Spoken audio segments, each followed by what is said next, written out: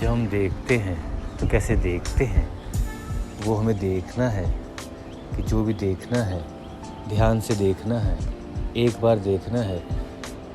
क्या है वो जो देखना है, क्या है जो दिख रहा है, कौन सी आँखों से हम देखते हैं, कहाँ पे हैं, कौन सी आँखों को हम इस्तेमाल करते हैं। क्या हम इन दो आँखों से देख रहे हैं जिनको हम आँखें बोल रहे हैं, दो आँखें? क्या आपने देखी हैं अपनी दो आँखें? तो जो इन आँखों से दिख रहा है, जो इन आँखों से दिख रहा है, क्या वही आपको देखना है, या कोई और आँख है जिससे आप बहुत सारी चीज़ें देखते हैं, सोचते हैं जिसको बोलना? वो तीसरी आँख जिसको बोलना, वही एक ही आँख है जहाँ पे बहुत सारी संभावनाएं आपको दिखती हैं। वो तीसरी आँख हमारा जो नेत्र है, थर्ड आई जिसको बोलते हैं, वो वाली एक हमारी शक्ति होती है जो हमें दिखती है, हमें महसूस होती है उस आँख के ज़रिए। इसको तीसरी आँख, शिव की तीसरी आँख भी कहा जाता है। तो जब हम देखते हैं तो हम क्या देखते हैं? क्या हम उसको देख के खुश हैं, उसके दिखने से, हमारी इन दो आँखों से? क्योंकि हमारी इन दो आँखों के लिए ही वो बना है जो हम देख रहे हैं अभी। तो अगर हम इसको कह रहे हैं कि नहीं मुझे अच्छा नहीं लग रहा है, ये है वो है, और तो उसका मतलब ये है कि हमने जो बनाया है खुद से, खुद के जीने के लिए, उस पे हम संदेह कर रहे हैं, उसको हम अच्छा नहीं मान रहे हैं, उसको हम बांट रहे हैं, उसको हम तोड़ रहे हैं, मरोड़ रहे हैं। तो उसकी एनर्जी को वैसे पूरा नहीं होने देने कि उसमें है, पूरा नहीं होने दे रहे हैं जैसे उसकी होनी चाहिए।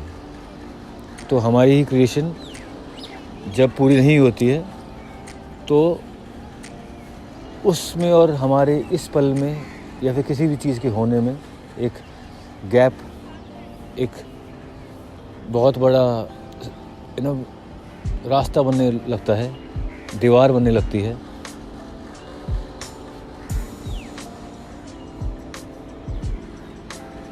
कहने का मतलब है कि जब हम इन दो आँखों को खोलते हैं तो हमारी तीसरी आँख का काम ना के बराबर होना चाहिए, क्योंकि ये जो दिख रहा है वो उस तीसरी आँख के ही मदद से हमने बनाया है। अब उसके बाद जो ये दो आँखें बनी है जिससे हमें देख रहे हैं, वो उसके बाद ही बनी है। तो हमें अपनी ही रचना पे खुश होना चाहिए। जब हम ऐसा करते हैं तो हम एक छाप छोड़ते हैं इस ब्रह्मांड में कि हाँ हाँ हाँ, हम खुश हैं अपनी इस रची हुई चीज़, इस संभावना से, इस अनुभव से जो हमने रची थी और उसको जिया जैसे उसको जीना चाहिए था।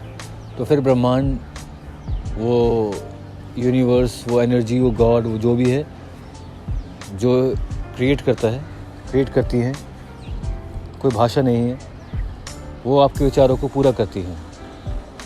तो जैसा विचार होता है वैसा वो ढलती है। तो जब आप हर एक विचार को पूरा करना शुरू करते हैं और उस स्थिति में पहुंचते हैं जहाँ पे आप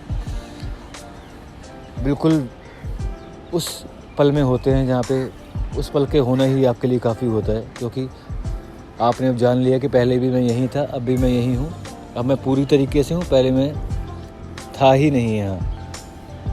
तो अब पूरा होने का जो लाभ आपको मिलेगा, फ़ायदा जो आपको होगा, वो आपको खुद ही दिख जाएगा, किसी की कहने की कोई ज़रूरत नहीं होगी। तो हमें इन दो आँखों को इस्तेमाल करना है, सिर्फ जो देख रहे हैं उसको देखना है, क्योंकि हमने ही बनाया है। जैसे कहा, तो एक एक चीज़ ब्रह्मांड ने रची है आपके साथ मिलके। तो ये बहुत बड़ी चीज़ है, बहुत बड़ा एक पल है जिसको हम पल बोलते हैं, जिसको हम जीते नहीं हैं जैसे इसको बनाया गया खुद से हमने। तो उसको जीने का समय है, अभी में रह के जानने का समय है, कैसे अपने इन तंत्रों को, इन प्रोसेसेस को, इन एस्पेक्ट्स को, इन भावों को हमें इस्तेमाल करना है, कैसे हमें इनको कार्य में लेके आना है, इनको यूज़ में लेके आना है, जिससे हम फिर कुछ भी रचेंगे, रचते चले जाएंगे, जीते चले जाएंगे, बनते चले जाएंगे। उभरते चले जाएंगे, सबके साथ मिलते चले जाएंगे। तो इस पल में रहना है और इस पल से ही सीखना है, इस पल में ही बनना है। सब कुछ इस पल के होने में, इस पल के बनने में, इस पल के आपके साथ होने में सब एक जुड़ी हुई सब चीज़ें हैं। ये इस पल का हिस्सा जो ब्रह्मांड का अनंत पल है, अनंतता का ज़रिया ये पल है, जहाँ पे अनंतता, जहाँ पे ब्रह्मांड अपने आप को एक रूप दे पाता है आपकी नज़रिए से, आपकी आँखों से। तो आपकी आँखें ब्रह्मांड का ज़रिया है अपने आप को बनने का, अपना विस्तार बढ़ाने का, अपनी विशालता को देखने का, अपने होने को देखने का।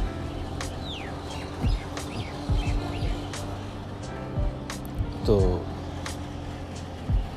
अपनी आँखों को समझिए, अपने आप को समझिए, फिर जैसा जीवन चाहिए वैसा जीवन रचिए। जी हाँ, माइंड योगा, मन का रेडियो, मान का रेडियो, द यूनिवर्स रेडियो हमेशा जुड़ा है आपसे, आपके मन से। तो जुड़े रहिए हमेशा के लिए इस रेडियो से, इस ज़रिए से। ध्यानामान मेरा नाम। शुक्रिया, धन्यवाद, थैंक यू, आप सबका शुक्रिया, धन्यवाद।